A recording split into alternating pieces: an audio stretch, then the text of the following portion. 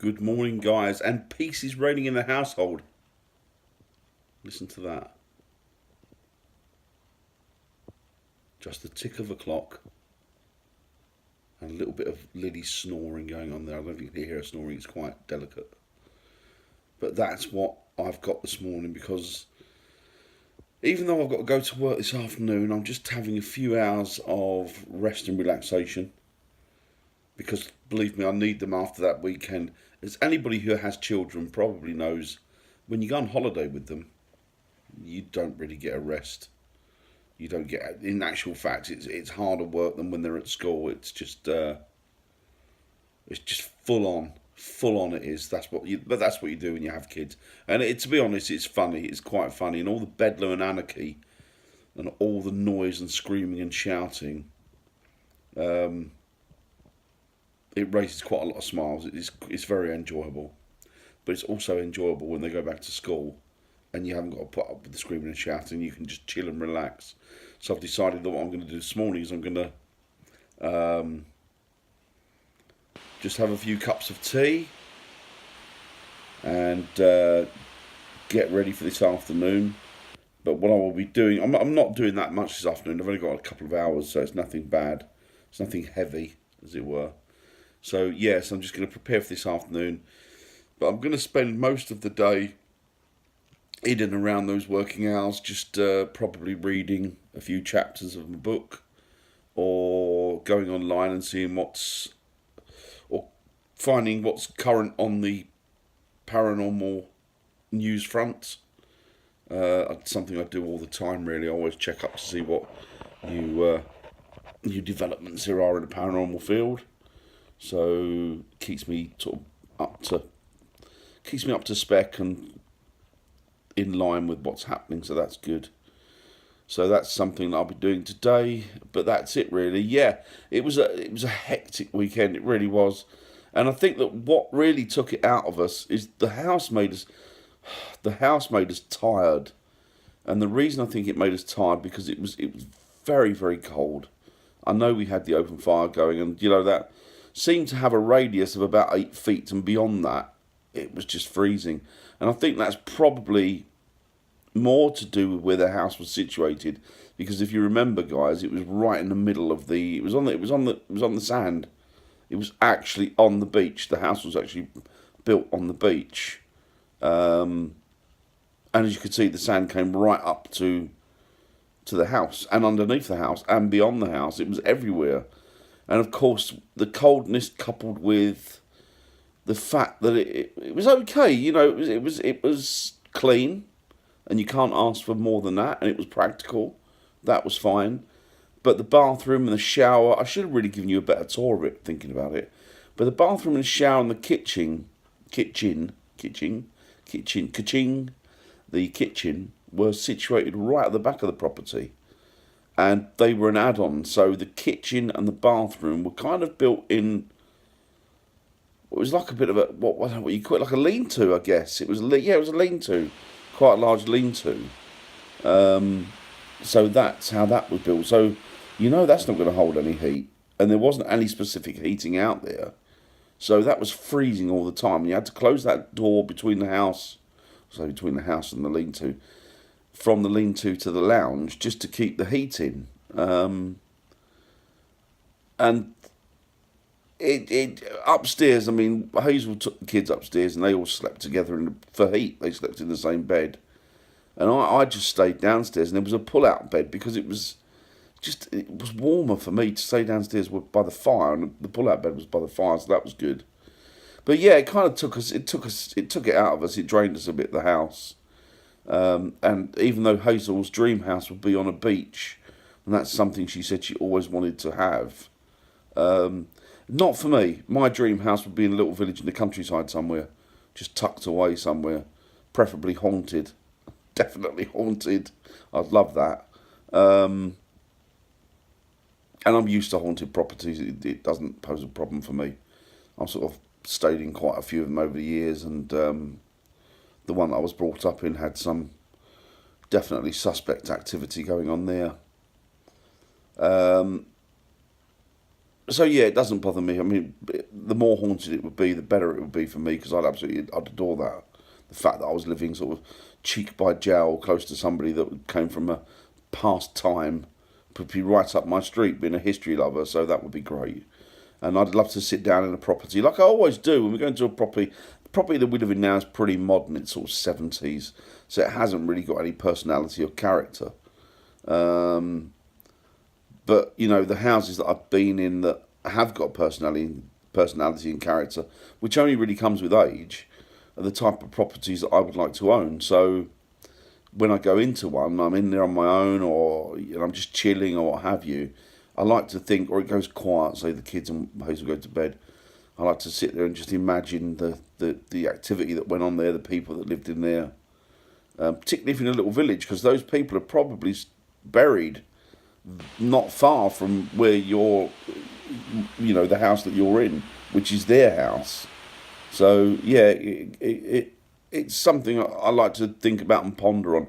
I also like to think it's quite odd. I also like to think, although you guys might do it as well, I like to imagine what they would feel if they came back today, just for a day, and they could see everything in the village. Would they notice the changes? Would they notice that? Would it be the same to them? I'm guessing it wouldn't all be the same to them. But then if they were to go back to their homes, would they? Well, they probably do, don't they? Sorry, bear with me, guys. That's a pain, that is. They probably do, but it makes me wonder, would they recognise them? Would there be that familiarity there? What would they make of what was going on in there? Um, so it's kind of interesting to sit down with somebody, the thought of sitting down with somebody who can, that's why I do ghost hunting, who can actually talk to you on that level and give you an idea and a perspective on what it was like in that time and who lived there and what went on and what joy. I also wonder about the joys as well, the joys, the tears, the happiness, the sadness, the love, all of those stories that are so human in their essence. I also, imagine how they would have played out. I find that really interesting. It's just trying to get an attachment and, through being human and living the similar lives, we have that connection. But it's just trying to get that link to them, to the past and to the individuals, and to see that, excuse me, to see exactly what went on in their lives and in those properties. Pete, I mean, it can get melancholy, but it's very, it's I don't know, it's trying to keep that link with the past, isn't it? And trying to keep that link with, I think normality, as I see it, not that normality is your own perspective on things, but generalising and normality, I think that the further we get into, or the further along the timeline we go, then definitely the more strange and odd things become. I think so anyway. Maybe it's because I'm getting older. I don't know. So I like to sort of hark back to a time when things were normal in my imagination, and they were, just everyday things that people were comfortable with. I don't really like change. I don't get on with change. I'm a bit of a Luddite, as you can probably tell. I don't really get on with technology. I don't like it. I'm not a lover of it.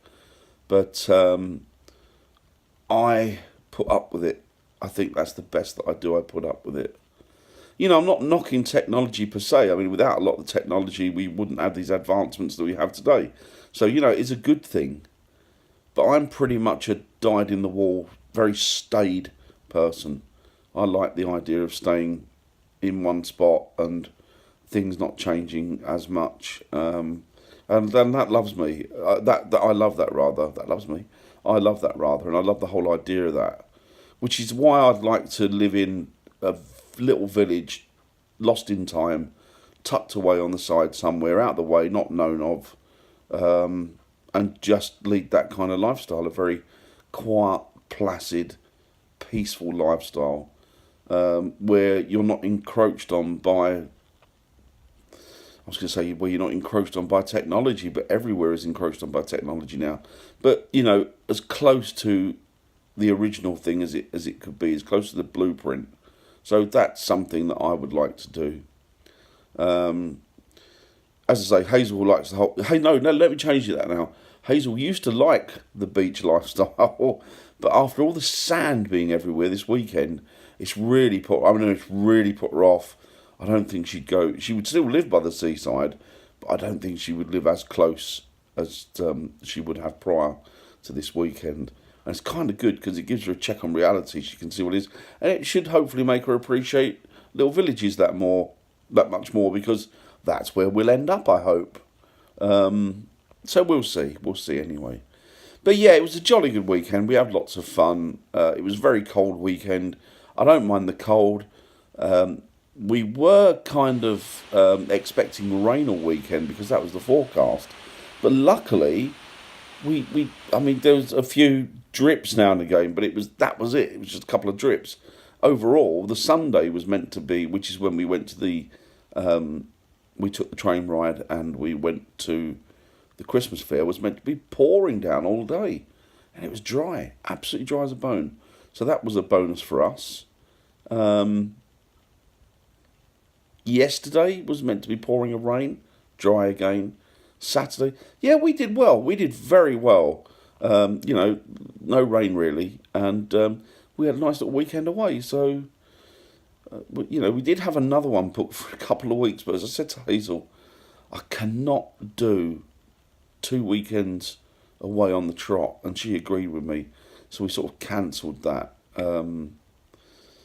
So that's it really. So anyway, getting back to pulling myself to the future, I've got an investigation this Saturday evening. It's via a friend's company, so that will be a good ghost hunt hopefully, and I'll be vlogging that, and that will go up on Sunday.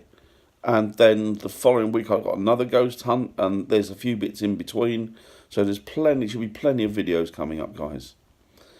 Right, so I'm going to just put this down now, make myself a cup of tea, get myself a book, have a little bit of a read through, look up and see if I can find out what's going on in the paranormal world up to date, and that'll be it.